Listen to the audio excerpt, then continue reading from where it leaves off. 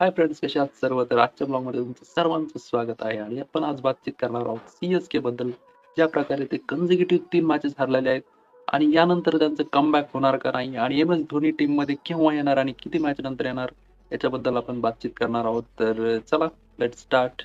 ज्या प्रकारे सी-एस-केचा परफॉर्मन्स सुरू आहे, सगळे फॅन्स जे आहेत सी-एस-केचे टेन्शनमध्ये आहे, टेन्शन टाईट आहे आणि त्यामध्येच एक टेन्शन आणखी पण आहे, एम-एस धोनी केव्हा वापस येणार आणि त्याची इंजुरी किती दिवस चालणार आहे आणखी.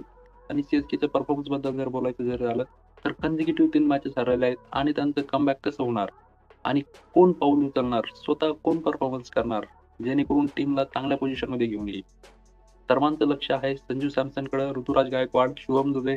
परंतु आत्तापर्यंत त्यांचा जसा परफॉर्मन्स पाहिजे होता, तसा परफॉर्मन्स आत्तापर्यंत त्यांनी दिलेला नाही. फक्त 2 प्लेयरचे जेव्हा सध्या सी परफॉर्मन्स करत आहे, ते म्हणजे जेमी वॉर्टन आणि सरफराज खान. यांना सोडलं तर कोणाचाही परफॉर्मन्स आतापर्यंत आपल्याला दिसलेला नाही आणि याच्यानंतर माहिती पण नाही कसा परफॉर्मन्स ते करतील तर. आणि जोपर्यंत 11 प्लेयर परफॉर्मन्स करत नाहीत, तोपर्यंत सी टीम जिंकणार नाही. तुम्हाला टीम परफॉर्मन्स करावा लागेल, कॉन्ट्रिब्युशन करावं लागेल. प्रत्येक प्लेयरला कॉन्ट्रिब्युशन केल्याशिवाय मॅच जिंकणार नाही. आणि एम-एस धोनीचं जरी कमबॅक झालं, तरी तो आल्या-आल्या लगेच परफॉर्मन्स करेल का याची पण शाश्वती नाही. कारण की त्याला पण सिच्युएशन अडॅप्ट करायला, त्याला एन्व्हायर्नमेंट अडॅप्ट करायला थोडा टाईम लागेल. ॲज अ फॅन आपण समजू शकतो कारण की इंजुरीमधून आल्यानंतर लगेच परफॉर्मन्स देईलच का नाही हे सांगता येत नाही. आपल्याला पण समजून घ्यावं लागेल. एम-एस धोनी खूप महान प्लेयर आहे. परंतु सिच्युएशन त्याच्यानंतर सगळ्याच टीम खूप नेक्स्ट लेव्हल परफॉर्मन्स करत आहेत. तर सी-एस-केला थोडं हार्ड जाणार आहे. बघूयात कशाप्रकारे ते परफॉर्मन्स करतील आणि कसं बाउन्स बॅक करतील तर. तर सगळ्यांची जे लक्ष आहे सध्या संजू सॅमसनकडे आहे. कारण की संजू सॅमसनने ज्या प्रकारे वर्ल्ड कपमध्ये परफॉर्मन्स केलाय, त्याच्या आधारे सर्वांना वाटतंय की संजू सॅमसनने सी-एस-केला परफॉर्मन्स चांगल्या प्रकारे करून दिला पाहिजे आणि टीमला वरती आणलं पाहिजे. चांगल्या पोझिशनमध्ये घेऊन गेला पाहिजे. आणि त्याचप्रमाणे ऋतुराज गायकवाडकडून पण अपेक्षा आहेतच. कारण की ॲज अ कॅप्टन बघायचं जर झालं तर त्याचा आतापर्यंतचा साजेसा असा परफॉर्मन्स आलेला नाहीये. त्याची एक पण 53 मॅचेसमध्ये झालेला नाहीये. तर त्याच्याकडून पण अपेक्षा आहेतच. त्याने टीमला लीड केलं पाहिजे, लीडिंग फ्रॉम द फ्रंट केलं पाहिजे, स्वतः रिस्पॉन्सिबिलिटी घेतली पाहिजे. त्याच्याशिवाय टीम जिंकणार नाही, टीम विनिंग पोझिशनमध्ये येणार नाही. आणि झालं शुभम दुबेचं, हे जे की प्लेयर्स आहेत तिघं जण, शुभम दुबे, संजू सॅमसन आणि ऋतुराज गायकवाड यांच्याकडून सर्वांना अपेक्षा आहेत. आणि शुभम दुबेबद्दल जर बोलायचं झालं, तर त्यानं वर्ल्ड कपमध्ये छान असा परफॉर्मन्स दिला होता. परंतु आय-पी-एलमध्ये आल्यानंतर त्याचा परफॉर्मन्स चांगला नाहीये. कुठेतरी आपल्याला डिक्लाइन बघायला भेटते त्याच्या परफॉर्मन्समध्ये. त्याने पण चांगला परफॉर्मन्स केला पाहिजे. टीमला वरही नेलं पाहिजे. सगळ्यांना कोणाला तरी रिस्पॉन्सिबिलिटी घ्यावं लागेल. असं मागे राहून जमणार नाही. समोर येऊन परफॉर्मन्स करावं लागेल. कारण की सध्या एम-एस धोनी नाहीये. तर ॲज अ कॅप्टन सर्वांनी 11 जे प्लेयर आहेत, त्यांनी स्वतःला एम-एस धोनी समजलं पाहिजे. स्वतःला कॅप्टन समजलं पाहिजे आणि समोर येऊन परफॉर्मन्स केला पाहिजे. त्याच्याशिवाय टीम जिंकणार नाही, टीम विनिंग ट्रॅकवर येणार नाही. ज्या प्रकारे त्यांच्यामध्ये आपल्याला स्ट्रॅटेजी कमी दिसते. अ, ऋतुराज गायकवाड इतका म्हणजे अग्रेसिव्ह नाहीये. कॅप्टन पाहिजे अग्रेसिव्ह टीमला घेऊन चालणारा सर्वांना. म्हणजे फील्डमध्ये पण थोडंसं एनर्जी पाहिजे. ॲज अ कॅप्टन तुमच्याकडे एनर्जी पाहिजे.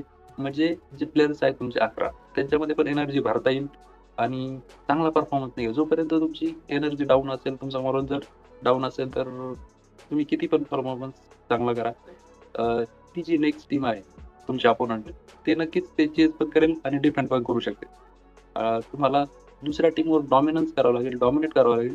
त्याच्याशिवाय तुम्ही जिंकू शकत नाही.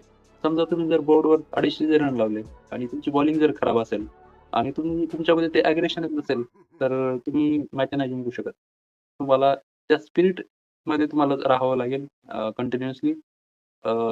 ती जी चेन आहे ती ब्रेक करावं लागेल तुम्हाला 3 मॅचची. त्याच्याशिवाय नेक्स्ट मॅच जी आहे तुम्ही बाउन्स बॅक करू शकणार नाही. तर ते लक्षात घ्यावं लागेल सी-एस-केचे प्लेयर्स जे आहेत 11 आणि मॅनेजमेंट, कोच सर्वांना लक्ष घ्यावं लागेल, की जी 3 मॅचेसची स्ट्रीक आहे त्यांना आता ब्रेक करून बाउन्स बॅक करावं लागेल. त्याच्याशिवाय सी-एस-के ऑन विनिंग ट्रॅकवर येणार नाही.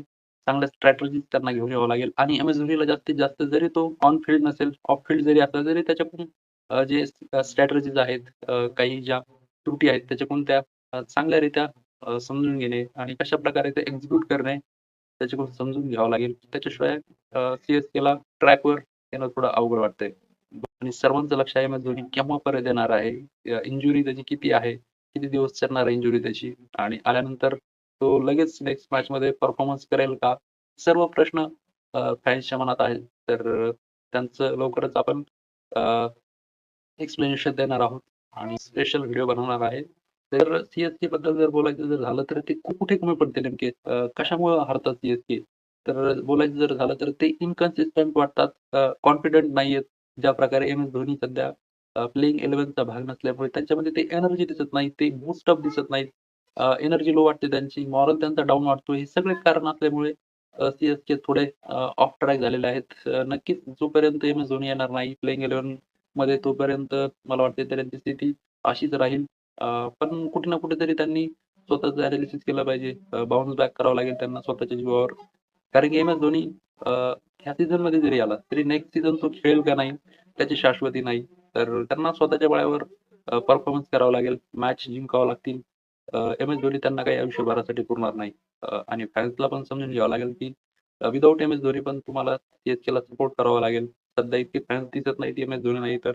परंतु जोपर्यंत स्टेडियममध्ये एम-एस धोनीचे फॅन्स सी-एस-केला आणि ऋतुराज गायकवाडला सपोर्ट करणार नाहीत, संजू सॅमसनला सपोर्ट करणार नाहीत, तोपर्यंत सी-एस-केमध्ये ती एनर्जी दिसणार नाही आपल्याला. तर त्यांना विनिंग ट्रॅकवर जर यायचं असेल तर स्वबळावर परफॉर्मन्स करावा लागेल. स्टेप अप करावं लागेल. त्याच्याशिवाय परफॉर्मन्स आपल्याला दिसणार नाही. ती एनर्जी दिसणार नाही. तर जे फॅन्स आहेत त्यांना पण अ, सांगावं असं वाटतंय की तुम्ही सपोर्ट करा सी-एस-केच्या जे प्लेयर्स आहेत त्यांना स्टेडियममध्ये पण आणि ऑफ स्टेडियम पण.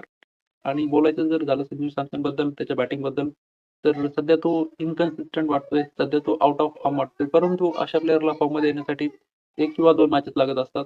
नक्कीच तो फॉर्ममध्ये येईल आणि आत्ता बॅक टू बॅक तो 3 मॅचेसमध्ये त्यानं परफॉर्म केलेला नाही. परंतु सांगता पण येत नाही नेक्स्ट 3 मॅचेसमध्ये किंवा 4 मॅचेसमध्ये तो बॅक टू बॅक आपल्याला त्याच्याकडून सेंच्युरी, हाल्फ सेंच्युरी पण बघायला भेटू शकते. कारण क्रिकेट आहे आणि क्रिकेटमध्ये काही पण होऊ शकतं. अनप्रेडिक्टेबल गेम आहे आणि प्रिडिक्शन करणं खूप अवघड असते अशा मॅचमध्ये. आणि ज्या प्रकारे संजू सॅमसन बॅटिंग करत असतो, त्याचा जो परफॉर्मन्स असतो तो हायली रेटेड असतो. ते टायमिंग, ते एलिगन्स ते सर्व आपल्याला रोहित शर्माची झलक संजू सॅमसनमध्ये बघायला भेटते. त्याच्याकडे खूप टाईम आहे असं वाटतंय. त्याच प्रकारे संजू सॅमसन पण रोहित शर्माच्या पायावर पाय ठेवून तशीच स्टाईल करण्याचा प्रयत्न करत असतो. तर बघूयात संजू सॅमसन नक्कीच नेक्स्ट मॅचमध्ये चांगला परफॉर्मन्स करेल. येणाऱ्या 1-2 मॅचमध्ये त्याच्याकडून चांगल्या रनांची आपल्याला अपेक्षा आहे. त्याच्याशिवाय संजू सॅमसन कडून जोपर्यंत परफॉर्मन्स होत नाही तोपर्यंत सी ट्रॅकवर येणार नाही.